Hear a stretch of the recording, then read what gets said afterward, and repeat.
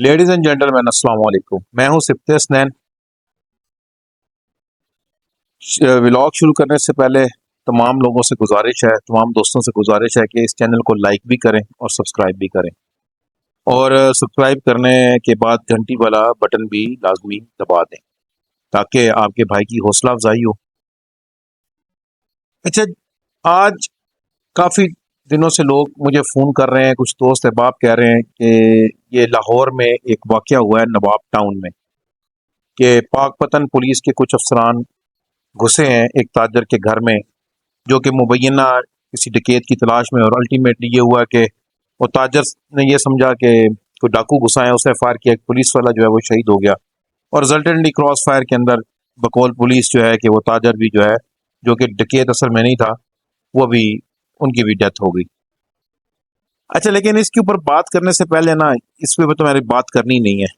مین آج بات ہوگی ایک انگلش ٹریجڈی ہے 1690s کے اندر، 93 کے اندر، یہ جرمن زبان سے ٹرانسلیٹ ہوئی ہے انگلش میں. کرسٹوفر مارلو اس کے آتھر ہے. یہ ایک ڈاکٹر صاحب کی کہانی ہے. اس دور میں ایک ڈاکٹر صاحب تھے جو کہ نالج اور طاقت کو حاصل کرنے کے لیے، یعنی اس دنیا کی پاور کو حاصل کرنے کے لیے، ان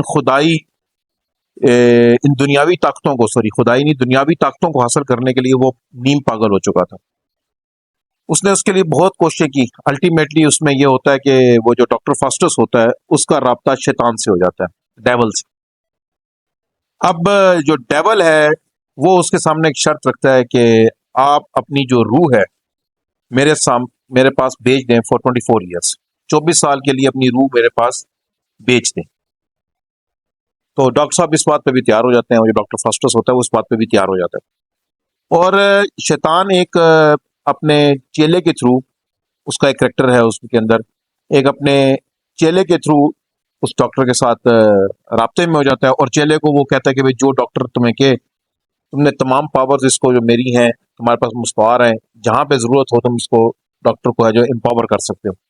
اب وہ جو چیلا ہے، شتونگڑا جس کو ہم کہہ لیں، وہ بھی ساتھ ہو جاتا ہے. اور ڈاکٹر اپنی زندگی کے اندر بہت سے گناہوں کا مرتکب ہوتا ہے. اس کی پوری ڈیٹیل ہے، اگر آپ ڈاکٹر فاسٹس پڑھیں تو یہ ایک انگلش ٹریجڈی اس کو کہتے ہیں. اب ڈاکٹر فاسٹس صاحب اپنی اسی جو غرور اور اپنی طاقت کے اندر، کیونکہ اتنے طاقتور ہو جاتے کہ عام انسان یا عام دانشور یا عام کوئی پریسٹ، کوئی ریلیجس مین ان کے سامنے کھڑا ہی نہیں ہو سکتا، کیونکہ اس کے پاس شیطانی پاورز ہوتی ہیں، وہ ان کو زیر کر لیتا ہے. تو الٹیمیٹلی ایک ٹائم ایسا آتا ہے اس کی زندگی میں جب کہ ڈاکٹر فاسٹس کو ایک بندہ ملتا ہے اس ناول میں ہی، یعنی ایک کریکٹر اس میں آتا ہے جو اس کو کہتا ہے کہ تم ریپینٹ کر لو، یہ جو کچھ تم نے کیا ہے، اتنا عرصہ جو تم کر چکے ہو، اس کے اوپر ریپینٹ کر لو. لیکن ڈاکٹر جو ہے نا ریپینٹنس نہیں کرتا، اس کے اوپر وہی غرور اس کے سر پہ سوار رہتا ہے. اور الٹیمیٹلی جو ہے کہ 24 ایئرس کی جو ٹرم ہے وہ ختم ہو جاتی ہے، اور پھر وہ آخر میں جس طرح کی ٹریجڈیز اس دور میں اینڈ ہوتی تھی کہ وہ جہنم کے فرشتے آتے ہیں اور ڈاکٹر کو جہنم کی طرف لے کر جا رہے ہوتے ہیں. اب یہ ایک آفاقی قسم کا ناول ہے. آپ اس کو چاہے اس ٹائم پڑھیں چاہے اس ٹائم پڑھیں، کیونکہ اس ناول کی تو 3 ہی کمپوننٹس ہیں: ریلیجن ہے، سن ہے، اور repentance. These are the 3 components. اور یہی 3 کمپوننٹس ہیں جو انسان کو خدا سے جوڑ رہے ہیں، کہ گناہ کرتا ہے انسان، اس کی ریپینٹنس کرتا ہے، اور ریلیجن کے ذریعے انسان خدا سے جڑتا ہے. یہی 3 کمپوننٹ ہیں. اب آپ کو بھی اس موجودہ دور میں ڈاکٹر فاسٹس کے کریکٹرز نظر آئیں گے. ڈاکٹر فاسٹس ایک آفاقی کریکٹر ہے، ایک آفاقی کردار ہے. یہ ہر وقت ہر جگہ موجود ہے. تو جب کسی ڈپارٹمنٹ کے ہیلم آف دی افیئرس، میں نہیں نام لیتا کسی کا بھی، اپنی روح کو ڈیول کو بیچ دیں گے تو پھر یہ نواب ٹاؤن جیسے واقعات ہو جائیں گے. کیونکہ انہوں نے تو اپنی روح ڈیول کو بیچ دی ہے. انہوں نے کسی ایس او پیز کو نہیں ماننا، کسی ملک کے قانون کو نہیں ماننا، اور چند ٹکوں کے عوض، چند پیسوں کے عوض انہوں نے ایک ایسا بندہ مار دینا ہے جس کا کہ اس کرائم سے کوئی تعلق ہی نہیں ہوگا.